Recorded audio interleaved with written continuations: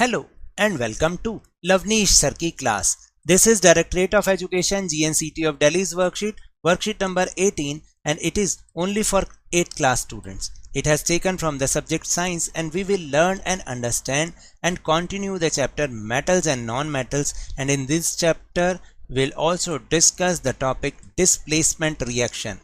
So students, आज की इस वर्कशीट में हम metals and non-metal चैप्टर को हम क्या करेंगे, कंटिन्यू करेंगे, और इसमें से जिस टॉपिक पर डिस्कशन करेंगे वो है displacement reaction. So without wasting our time, let's start and understand with me. We have learned that some metals are very reactive and some are less reactive, and also some metals do not react with anyone.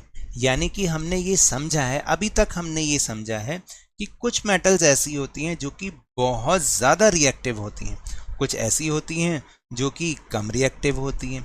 लेकिन कभी कभी हमने देखा है कि कुछ metals ऐसी भी होती हैं जो कि किसी के साथ भी रिएक्ट ही नहीं करती हैं. ऐसा होता है ना. Now we will learn about the reactivity of metals with the help of displacement reaction. अब हम आज क्या सीखेंगे कि डिस्प्लेसमेंट रिएक्शन से हम मेटल्स की रिएक्टिविटी को कैसे जाने, मतलब उनसे हमें पता चलता है कि मेटल की रिएक्टिविटी कितनी है. For this let's do an activity. इसके लिए चलो अब हम एक एक्टिविटी करते हैं. Take 500 ml beakers and label them ABCDE. और इस तरह से हमें उनको लेबल करना है. 5 बीकर्स लेने और ABCDE उनको लेबल करना है. Take about 50 ml water in each beaker.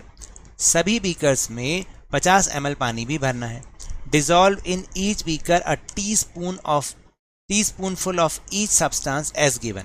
और हमें क्या करना है, अब इसके अंदर एक एक चम्मच भर के जो भी सब्सटेंस दिए गए हैं, जो कि दिखा रखे हैं, उन्हें हमें इसमें मिक्स करना है. जैसे बीकर ए में कॉपर सल्फेट और जिंक ग्रेन्यूल यानी जिंक डालना है.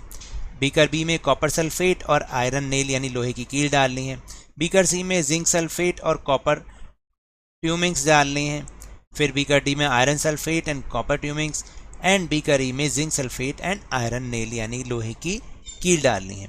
अब अगर आप ध्यान से देखें कि पहले क्या था, जैसे हमने ये चीज़ें मिला दी, लेकिन आफ्टर रिएक्शन क्या बना, देख रहे हो कि ए और बी में तो चेंज आया, लेकिन सी, डी और ई नो चेंज. उसमें रिमेन वही सेम चीज़ें हैं जो थी और कोई रिएक्शन भी नहीं हुआ. सो ऑब्जर्वेशन क्या हुई, in beaker A zinc displaces copper from copper sulfate. That is why the blue color of copper sulfate disappear and a powdery red mass of copper is deposited at the bottom of the beaker. आपने देखा beaker A में क्या हुआ, zinc ने displace कर दिया copper को copper sulphate में से, और इसलिए जो इसका ब्लू कलर जो है वो कॉपर सल्फेट का धीरे धीरे डिसअपियर होने लगा, और पाउडरी रेड मास यानी लाल रंग का कुछ पाउडर टाइप कॉपर वो बॉटम बीकर के बॉटम में डिपॉजिट हो गया. तो बीकर ए में क्या हुआ, कॉपर सल्फेट प्लस जिंक को जब हमने मिलाया तो वो बन गया जिंक सल्फेट, क्योंकि जिंक ने कॉपर को अलग हटा दिया और कॉपर अलग हो गया. In beaker B iron displaces copper from copper sulphate.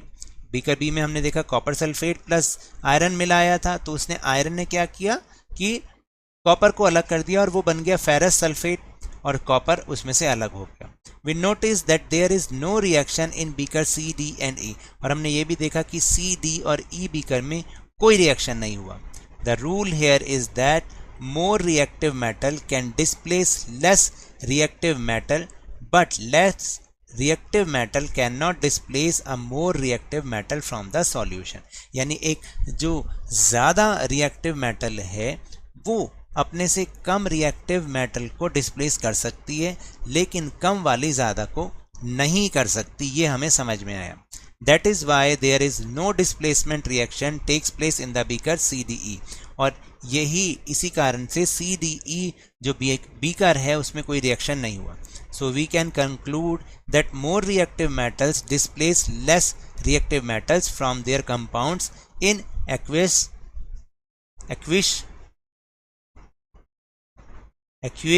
Solution. यानी कि मतलब पानी वाले सॉल्यूशन में हमने ये देखा कि जो रिएक्टिव मोर रिएक्टिव मेटल है वो लेस रिएक्टिव मेटल को डिस्प्लेस कर सकती है। तो इस हिसाब से देखिए अब क्या हुआ, जिंक जो है वो सबसे ज़्यादा रिएक्टिव है, मोस्ट रिएक्टिव है।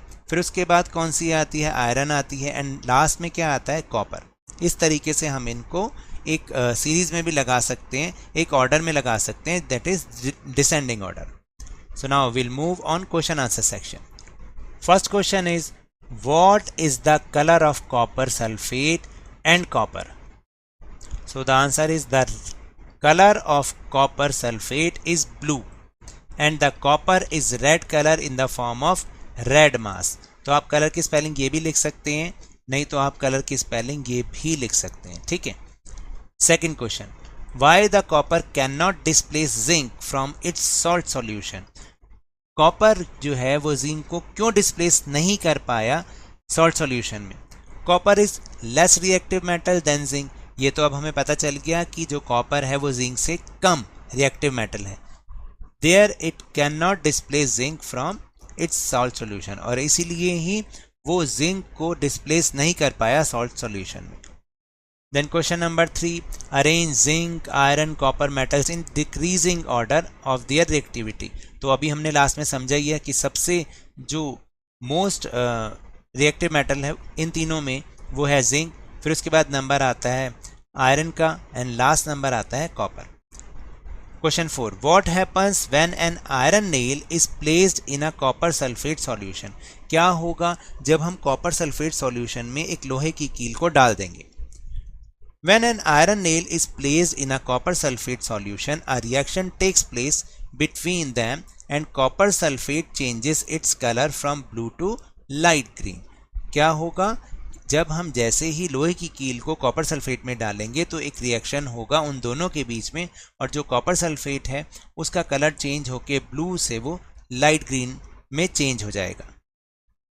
Now question number 5, complete the reaction. आपको रिएक्शन कंप्लीट करना है। जिंक और उसके साथ क्या मिलाएंगे जो जिंक सल्फेट और कॉपर बन जाए? तो हम उसमें कॉपर सल्फेट को मिक्स करेंगे, तो हमारा को रिएक्शन करके क्या मिलेगा, जिंक सल्फेट प्लस कॉपर। तो अब हमने टेलीग्राम ऐप पर भी लवनीश सर की क्लास चैनल बनाया है, जिसका लिंक आपको इस वीडियो की डिस्क्रिप्शन बॉक्स में मिल जाएगा। आप हमारे ग्रुप को ज्वाइन कीजिए, वहाँ पर इस वीडियो का लिंक और आपकी क्लास की वर्कशीट के जो दूसरे लिंक हैं वो आपको एक जगह बिना किसी मेहनत के मिल जाएंगे, सर्च नहीं करना पड़ेगा आपको। So now that's all for this worksheet. अगर मेरे इस तरह समझाने से अब आपको समझ में आने लगा है तो इस चैनल और वीडियो को लाइक कीजिए, शेयर कीजिए, और नए हैं तो सब्सक्राइब भी कीजिए। But remember, when ever you will go outside please wear your mask, और जब भी आपकी टर्न आए कोरोना की वैक्सीनेशन ज़रूर लगवाएं, क्योंकि कोरोना को हराना है और ज़िंदगी को एक बार फिर से सुहाना बनाना है। इसी उम्मीद के साथ थैंक यू वेरी मच।